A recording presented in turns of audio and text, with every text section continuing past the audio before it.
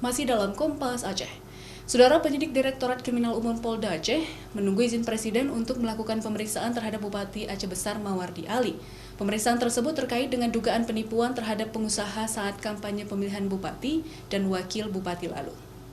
Kasus dugaan penipuan yang dilaporkan oleh pengusaha Zulkarnaini Bintang kepada Bupati Aceh Besar Mawardi Ali terkait dengan dana kampanye pemilihan kepala daerah tahun 2016 lalu yang ditangani Polda Aceh saat ini sudah masuk dalam tahap penyidikan. Menurut Kabid Humas Polda Aceh, Kombes Pol Winardi, penyidik Polda Aceh saat ini terus mempersiapkan alat bukti dan dokumen setelah melakukan pemeriksaan terhadap 7 saksi, 3 orang saksi ahli dan 4 orang saksi lainnya. Alat bukti dari saksi dan dokumen lainnya tersebut didalami untuk menguatkan persepsi hukum dari kasus tersebut, sebelum dikirimkan ke Bareskrim Mabes Polri nantinya. Dan saat ini penyidik lagi mendalami mengumpulkan alat bukti dokumen untuk menguatkan persangkaan atau konstruksi hukum dari kasus tersebut.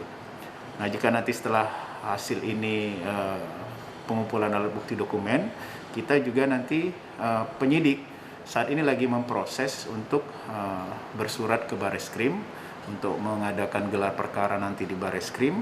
Nanti setelah hasil gelar perkara Bareskrim itu, untuk izin Presiden berdasarkan Undang-Undang Pemerintah Aceh, pemeriksaan kepala daerah harus izin Presiden atau Menteri Dalam Negeri. Alat bukti dokumen tersebut dikirimkan ke Bareskrim bersamaan dengan lampiran surat dari Polda Aceh untuk meminta gelar perkara di Bareskrim.